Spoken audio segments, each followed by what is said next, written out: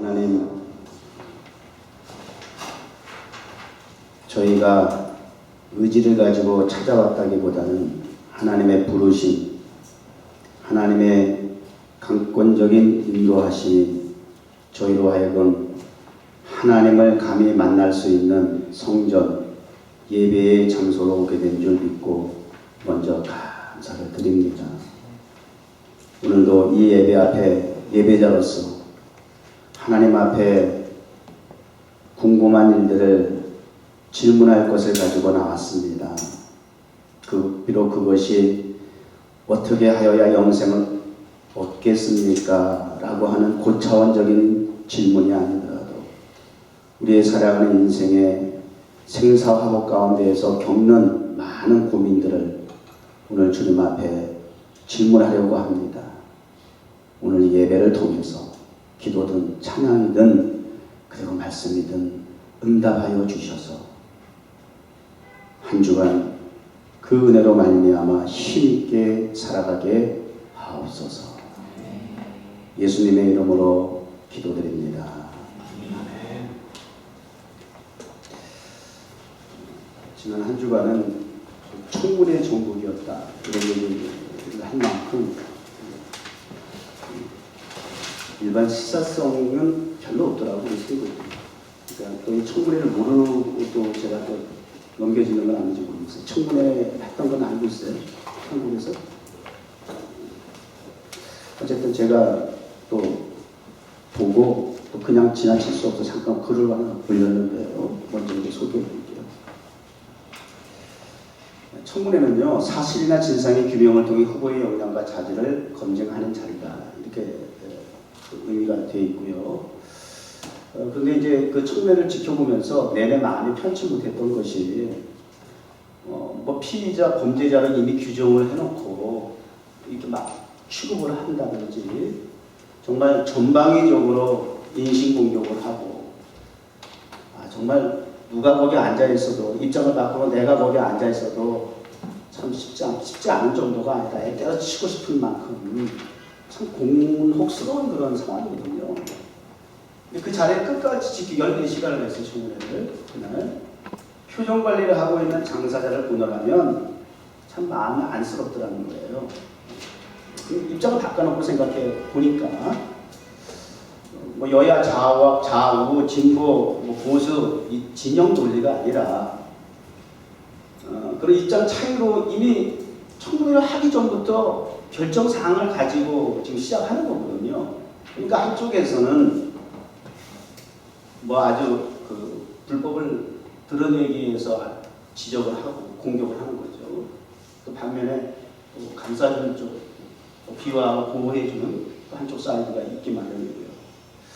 저는 거기에서 이제 정치적인 해석을 하려고 하는 것이 아니라 죄의 본능을 생각해 보는 거예요. 우리 인간의 타락한 본능은 공격적 본능이 있고 죄에 대해서 공격함으로써 나를 커버하는 그런 보호 본능이 있어요. 방어 본능이 있어요. 나보다 상대방을 크게 하고 더 이렇게 드러나게 할수록 나는 작아진다, 보이지 않는다. 이런 어떤 죄의 본능이 저는 거기서 인간의 타락한 본능을 발견할 수 있었던 거예요. 그런데 제가 이제 오늘 사실은 말씀의 주제와도 좀 연관성을 가지고 있는 게 이 부분이에요. 그분이 이제 이런 얘기를 하더라고요. 감내할 수 없는 고통의 삶. 지난 이 청문회를 위해서 준비하고 그 과정 속에서 40일이라는 시간이 마치 40년과도 같이 여겨졌다. 이런 얘기를 하더라고요. 공감이 돼요. 그랬을 때 저는 이제 그 생각이 드는 거예요. 그러면 지난 그 인생을 반추해 봤을 때 그래도 항상 강남에 사는 갑이라고 하는 위치에서 뭐 정말 누가 봐도 남부러운 그런 삶의 위치에 있던 분인데 굳이 왜 이 자리에서 이러한 어떻게 보면 수모일 수도 있고 적어도 가족은 건들지 말라 이런 얘기 하잖아요. 자식들에 대해서 그냥 가족에 대해서 이렇게 하는 그런 부분, 공격하는 그런 부분들에 대해서 정말 이거는 견딜 수 없는 부분인데 그럼에도 불구하고 그 자리를 지킬 수밖에 없었다는 거예요. 그분은 그분대로의 이제 그 자리를 지켜야 할 만한 가치가 그보다 컸다라고 하는 걸 이제 얘기를 하죠. 그래서 저는 거기에 이제 의문이 든 거예요. 그 가치가, 그분이 생각하는 그 자리가, 또 그 자리는 자기가 그 일을 해야 하는 적임자라고 하는 또 확신이 있어요. 그것이 지금 40일을 40년과 같은 그 고통을 감내할 만큼의 의지를 불태울 수 있는 동기부여가 됐을까? 무슨 얘기인지 아시겠죠? 자식이, 아내가, 가족이 이렇게 상처를 받는 수고를 겪으면서까지 그 무엇이 그로 하여금 그 자리를 굳건히 지키게 했을까? 좀 그 부분에 대해서 이제 한번 생각해 본 거예요. 정치적인 얘기를 하려고 하는 게 아니고요. 저는 이번 주에 말씀을 주제를 그래서 왜? 대체 무엇이? 저와 여러분과의 그 입장에서도 지금 이 자리에 있는 것이, 나의 삶의 위치에 있는 것이, 내가 지금 존재하는 목적에 대한 부분이 이렇게 뚜렷한 있는 것이 있습니까? 도대체 무엇이 목사로서의 이 자리를 지키게 하는 것일까? 여러분 입장에서 도대체 무엇이 여러분 되게 했을까? 한번 궁금하지 않습니까? 한번 스스로 장문자답해야 할 부분이라고 생각되지 않습니까? 자, 그러면 왜 무엇이 나를 하고 그 다음에 이어서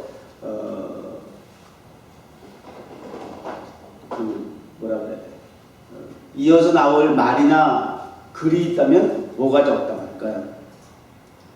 무엇이 나를 하고 그 다음에 나와야 할 단어는 뭘까요? 이야기는 뭘까요?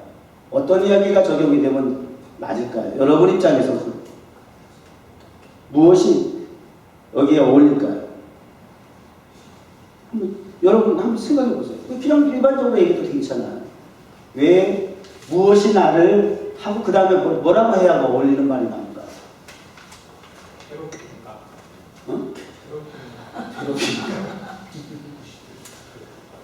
내가 아침에 사무실 들어갔다가 추워! 1,4,14 빨리 춥게 닫아. 내가 괴롭히지. 뚜껑 열어라 닫아라 막 그냥 춥다 덥다 말이야.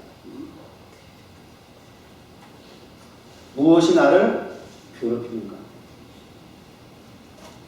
있어요 없어요?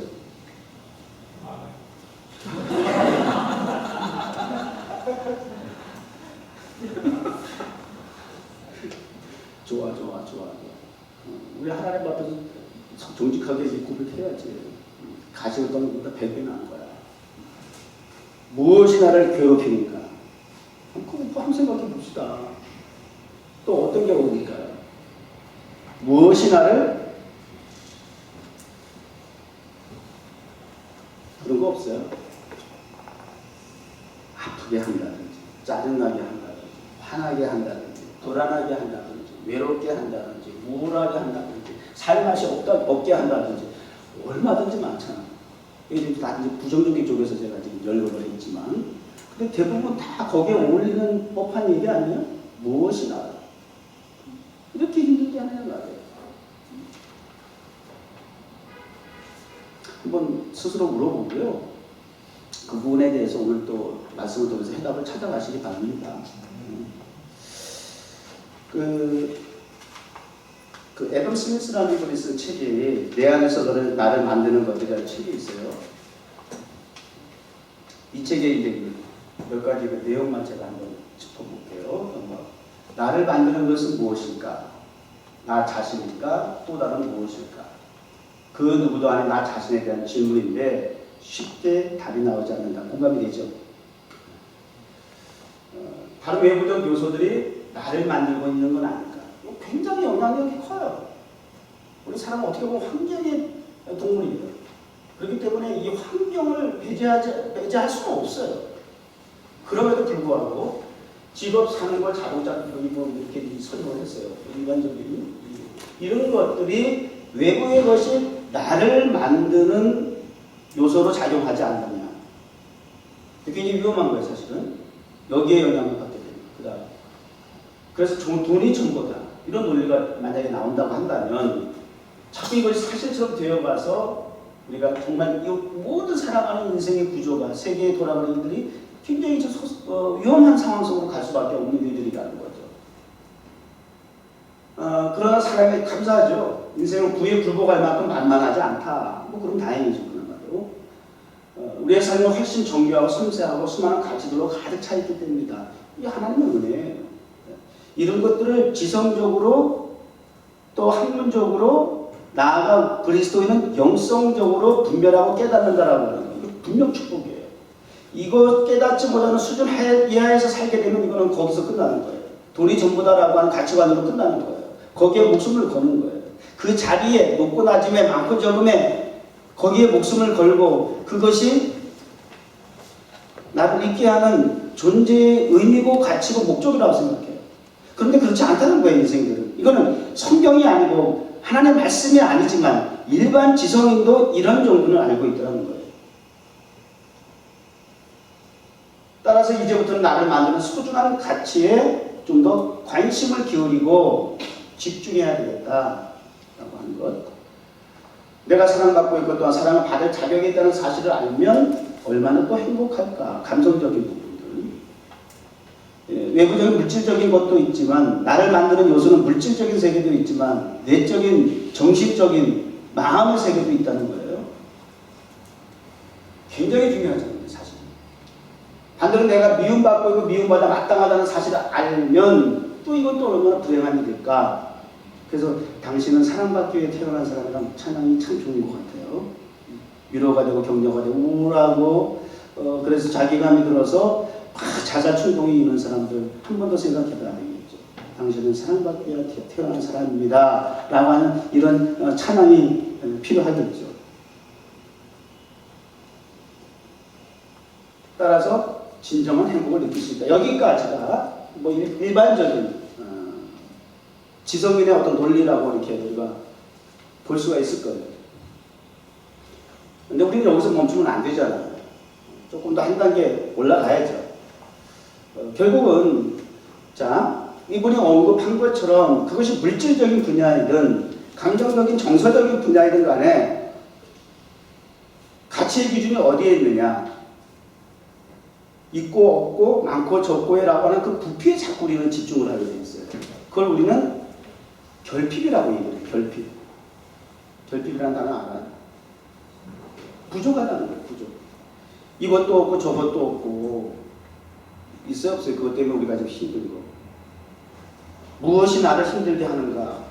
돈이 없어서 돈이 부족해서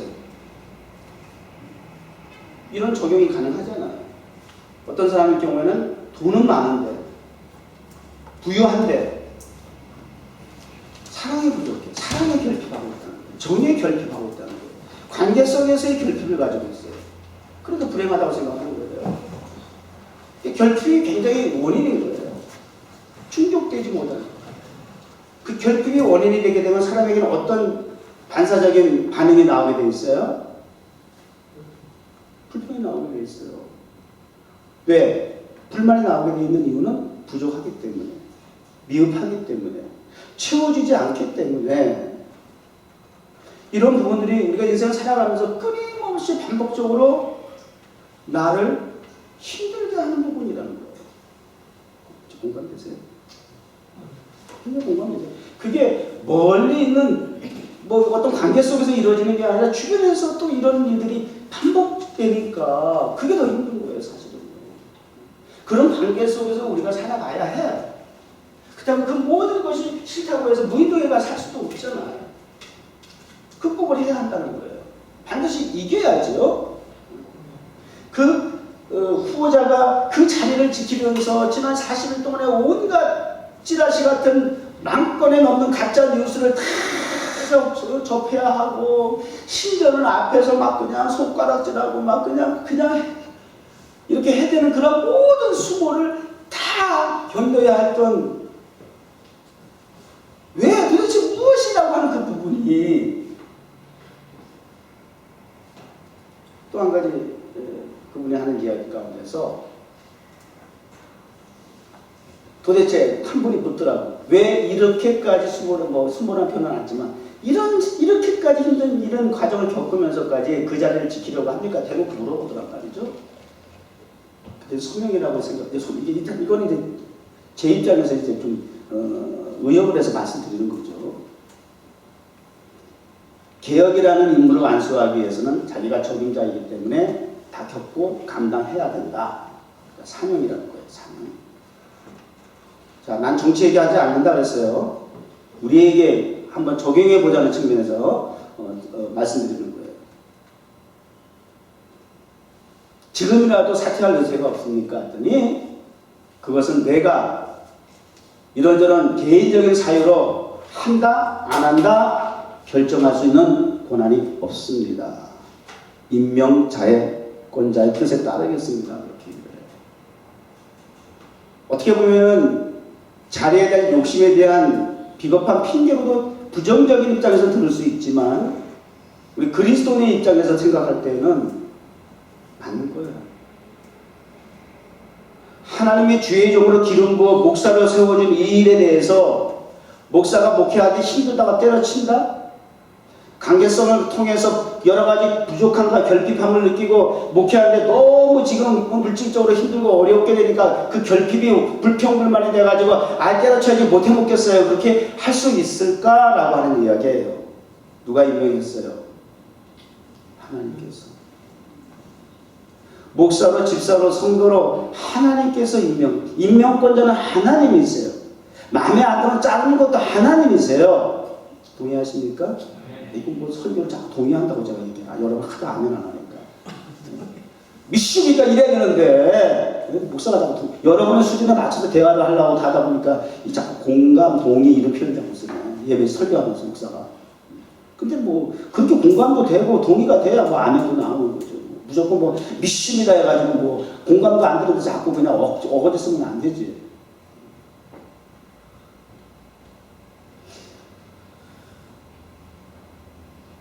모든 사물과 상황과 사건과 사람과 이런 물질 세계를 보면서도 그래도 감사해. 저는요 목사의 안목을 가지고 볼 수 있는 게 참 고맙더라고요. 그러면서 그분의 그런 모습, 그런 과정을 통해서 그것이 좋다 나쁘다 뭐 이런 걸 떠나서 정치적인 해석을 떠나서 인간적인 어떤 인권에 대한 부분을 얘기하기 전에 목사로서의 관점은 하나님의 관점. 이 모습을 통해서 하나님이 내게 하시는 말씀은 무엇일까? 내게 하나님께서 깨닫게 하시는 부분은 무엇일까? 이런 부분들을 해석해서 말씀에 적용하면 참 좋겠다라고 하는 것. 그래서 같은 것을 보면서도 목사는 또 은혜를 받는 거예요. 우리 그리스도는 어떻든지 부정적이든 긍정적이든 장점이든 단점이든 모아 합력할 선을 이루게 하신 하나님의 은혜를 발견하는 자 되시기 바랍니다. 이건 이래서 나쁘고 저건 저래서 나쁘고 나쁜 것을 통해서도 하나님 우리에게 교훈하는 게 있다니까요. 그거 깨닫는 게 그게 은혜고 실력이야. 그래서 때려치지 못하는 거고요. 자리를 지켜야만 하는 것이고요. 이스라엘 백성들 광야에서 주특기가 뭐예요? 출애굽하고 나서 그분들의 주특기가 뭐예요? 몰라요? 엑소더스에서 이스라엘 백성이 광야에 나왔잖아요. 모세하고. 그분들의 주특기가 뭐냐고요? 불평불만이었어요. 그죠?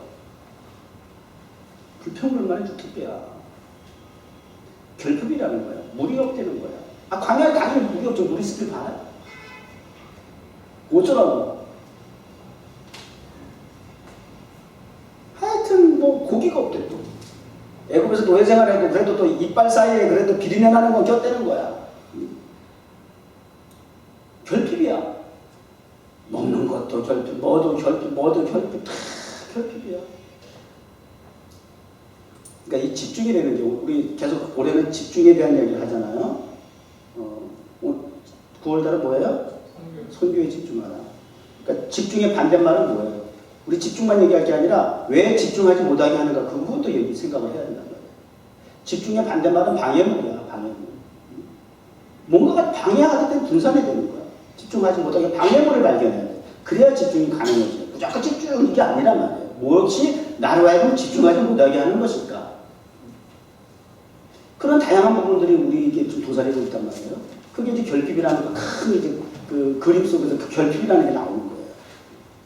이것도 저것도 다 결핍 부족하다 없다 이런 얘기예요. 그러니까 자연적으로 아는 게 이스라엘 백성들에 의해서는 불평불만이 이게 이제 버릇이 됐어. 습관이 됐어. 반복되다 보니까 이게 이제 몸에 뱄어. 그럼 뭐가 무서운지 알아요? 처음에 한두 번은 좀 찝찝하고 쩍쩍지근하고 좀 양심의 가책도 느끼고 좀 괴롭기도 하고 아 이러면 안 되는데 뭐 이런 것도 있다가도 반복적이고 지속이 되게 되면 그다음부터 담대해져. 당연한 것이죠. 익숙해져. 그게 주의 아주 무서운 속성인 거예요. 더 무서운 거예요 이게 사실. 무감각해지는 거죠. 그다음에 이게 자연적으로 그렇게 하다 보면 이게 스킬이 늘잖아. 불평불만이 나오는 거예요. 그래서 이제 하나님께서 불뱀을 사막에서 몰아가지고 다 물게 했잖아. 기억 아세요? 좀 이해가 좀 알아들을 것 같으면 끄떡끄떡 좀 하시고 좀 반응 좀 해봐. 어디서 듣도 보던 얘기를 한다고 지금 그러고 앉아있으면 내가 어떻게 힘들어서. 불뱀에 다 물렸단 말이에요. 불평불만 한 사람들이 다 불뱀에 물렸어요. 그 가운데서도 또 녹뱀을 통해서 하나님께서 구원의 길을 열어주시기도 하시고. 뱀. 에덴 동산에는 하와에게 결핍한다라고 하는 그 단어가 용납이 될 수가 없잖아. 어떻게 에덴 동산에서 결핍이 있다고 얘기하겠어요? 그럼에도 불구하고 등장한 뱀에 의해서 결핍에 의해서 선악과를 마저 또 따먹고. 이게 인간이에요. 거기에 지금 계속 반복적으로 속고 그 범죄 수레바퀴에서 그러니까 계속 동일하게 그러니까 죄의 유형은 다양해. 이것도 있고 저것도 있고 다 다양한데 결국은 반복적인 수밖에 없는 원인이 다 한 가지 원인이에요. 이런 결핍이라고 하는 문제가 가져오는 그 부분이 굉장히 심각하다고 하는 거죠. 청문회 얘기 한 가지만 더 할게요. 그렇게 해서 야당에서 그 후보자에 대해서 맨 앞자리에 앉아가지고 그렇게 손가락질하고 지적질을 하던 한 의원이 그날 청문회 끝나고 그날 밤에 아들이 음주운전해서 걸렸어. 래퍼래 래퍼. 아들이 래퍼. 이런 뉴스 알아요? 네. 시사성 좀 가져요. 그게 정치적으로 살라고 사회적으로 뭐 살라는 게 아니라 이런 세상 돌아가는 걸 알아야 파악을 하고 그리스도인이 폭넓게 그런 상황을 다 점검해서 하나님 앞에 기도도 하고 이 시대에 우리 교회가 그리스도인으로서의 역할이 무엇일까 분별력도 가지게 되고 그러는 거예요. 맹탕으로 살면 안 돼요. 사실은요. 정치적으로 살라는 게 아니잖아요. 그래가지고 음주운전하다 걸렸어요. 그 과거에도 이력이 있고 거기다가 또 다른 제3의 인물이 운전에 또 거짓말까지 했어요. 그러면 이게 얼마나 웃기는 일이냐 그 말이에요. 자기도 자기 자식 간수도 못하면서 남의 자식 그 간수 못했다고 그렇게 14시간을 지적질을 했다니까. 얼마나 쪽팔리는 일이야. 이게 인간이야. 그러니까요. 정치하면 안 돼. 하지 말아야 할 것 중에 하나야. 아무리 생물이라지만 조건 아니에요.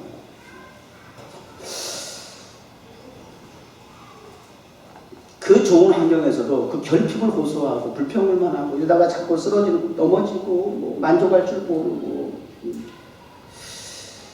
하나님의 영광이라고 하는 그 엄청난 그 길을 걸어가야 할 사명을 가지고 있는 교회가 그리스도인 하나님의 백성들이 그 과정이 힘들고 어렵고 그 길이 좀 우리가 생각할 때 길다고 할지라도 끝이 보이지 않는 길인 것 같다 할지라도 그 영광의 길을 잠시 있다 없어지는 보이다 없어지는 안개와 같은 우리 인생 속에서 정체성을 잃어버리고 가치관을 잃어버렸기 때문에 흔들리고 무엇이 나를 흔들게 하느냐 무엇이 나의 믿음을 자꾸 이렇게 약하게 하느냐, 축소시키느냐, 믿음이 있는 줄 아는데 자꾸 때가 되면 툭 쓰러지고, 툭 쓰러지고, 거꾸러지고, 넘어지고, 자빠지고, 이거 도대체 왜 이렇게 어리석은 일이 반복이 될까? 이런 일들 속에서 그 영광의 길을 가고 있으면서 그 영광의 길을 스스로 그 결핍이라고 하는 이유를 가지고 핑계를 삼아서 가치관을 잊어버리고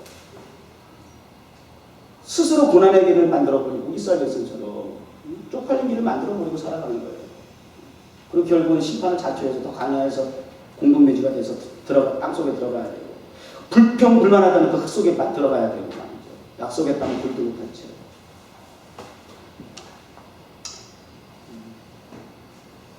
그 옛날 이스라엘 백성의 모습이 아니라 오늘 우리 아니 저의 모습이라는 거죠.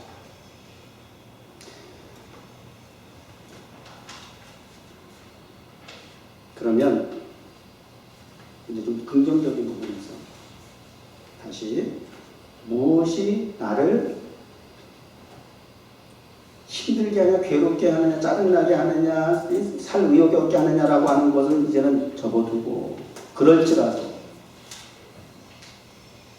지금 사도가 내가 그 분에 대해서 얘기를 적용을 예화로 들었지만 사도 바울의 입장에서 이게 뭐 보수니 뭐니 하는 분들이 일반 기성교회에서 어르신들에 얘기해서 제가 이 설교하고는 더 쫓겨납니다. 그 사람들 얘기 들었다. 이게 치우치면 안 되는 거야. 그리스도인들은 정말 분별력을 제대로 가지고 있어야지 가면 안 돼요. 정신 차려야 돼요. 사도 바울 이분이 오늘의 고백이 뭐예요? 살든지 죽든지 내 몸에서 그리스도가 존귀되게 해야 해. 따라서 내가 사는 것도 따라서 그리스도, 죽는 것도 그리스도 때문이기 때문에 이것보다 유익한 건 없어. 가치관이 완전 다른 거예요. 아까 제가 불행했던 부정적인 부분에 대해서 얘기했던 것과는 완전 상반된 입장이에요. 그죠? 우리 여기까지 가야 된다는 거죠, 지금. 한낱 세상에 어떠한 그 지기를 통해서 사회의 정의와 공평과 그리고 개혁이라고 하는 그 어떤 사명감을 가지고도 그 수모를 다 견딜 수밖에 없다라고 하는 그런 얘기를 할지언정 우리 그리스도인에게서는 생명 구원이라고 하는 절대절명의 이 땅의 어떤 가치와 비교하지. 그들은 그것 때문에라도 폭탄 몸에 짊어지고 테러하잖아. 이 인간들은 그것이 진리인 것처럼 목숨을 거기다가 투신할 정도로 무엇이 그것이 그들을 그렇게 만들더라는 거야. 폭탄을 몸에 짊어지고 들어가게 만들더라는 거죠. 그러면 하늘며 생명, 구원, 하나님의 나라 이야기, 천국, 예수 그리스도 가르쳐 하시는 주체가 되고 주제가 되고 본질이 되는 그분의 이야기를, 그분이 나를 통해서 이루기 원하시는 그 사명을 감당함에 있어서 죽는 게 대수입니까? 아니 목숨을 내놨는데 얻어맞고 숨어당하고 그러니까 사도 바울이 내가 40에 하나 가만매를 매 얼마나 많고 내가 추위에 굶주리기도 하고 감옥에도 내가 들락날락 제 안방 드나들듯이 하고 핍박을 받았으면 힘들다 어렵다고 한들 그분만큼 할 수 있었겠느냐 말이에요. 우리가 힘들다 어렵다는 것은 다 제가 집값이야. 미안하지만 우리가 형편없기 때문에 그런 거야. 당연한 거 아니야 그러면? 나의 부족 때문에 나 힘든 거야. 누구한테 짜증내. 근데 사도 바울은 아니란 말이에요. 예수 그리스도 때문에 겪는 고난이에요. 고통이에요. 괴로움이에요. 힘들고 어려움이에요.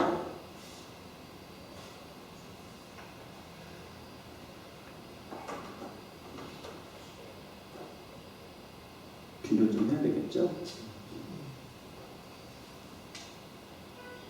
비교해야죠.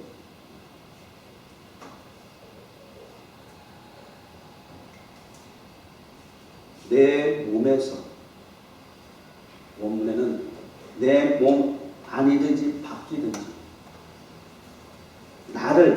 내 몸을 통한 그리스도가 존귀히 나타내야 할 까닭이라는 거죠. 그러지 않으면 꽝이라는 거예요. 내가 살든지 죽든지 이게 의미가 없다는 거예요. 내가 이 고난을 받아야 할 의미가 없다는 거예요.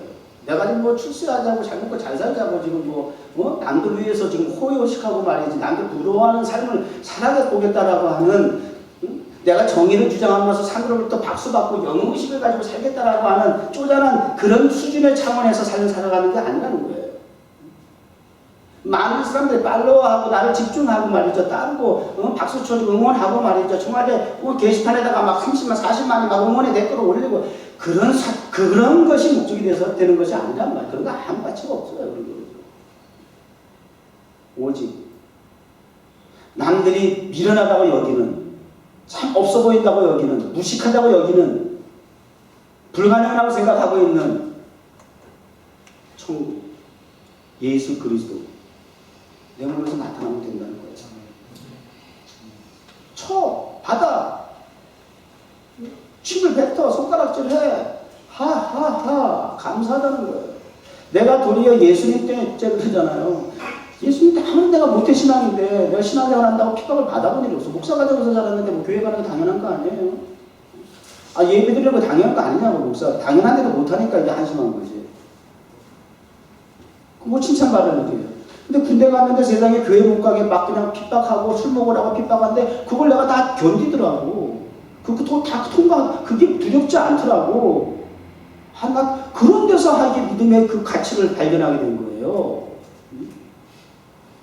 지금 우리는 그런 신앙생활에서 방해받는 게 너무 없잖아요, 사실은. 너무 편해. 나의 선택이야, 그냥. 그 선택을 안 하는 것 뿐이지, 우리가. 방해가 있어서 그런 게 아니에요. 물론 조금 더 평균을 가지고 들여다보면 세밀하게 우리를 교묘하게 방해하는 요소들이 있지. 그걸 지금 우리가 몰라서 분별하지 못해서 그냥 무시하고 넘어가는 거죠. 별거 아니라고 생각하고.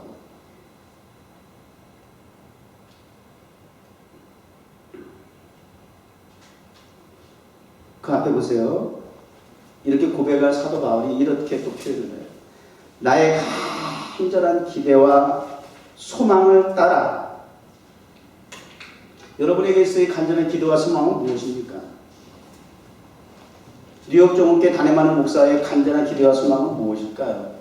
관심 좀 있으십니까? 제가 언제 그랬지? 주중에 수요일날 큰 기도 있다랬나? 제가 헌금 봉투 이렇게 주일날 여러분 헌금 방울이 가까워 헌금 봉투 제가 집에 가서 다 하나씩 보고 이렇게 주중에 기도하고 그러는데 보면은 섭섭한 게 하나 내가 있다고 그랬어. 내가 언제 그랬나? 수요일날 그랬나? 그러면 담임 목사를 위해서 기도해달라는 제목이 하나도 없어요.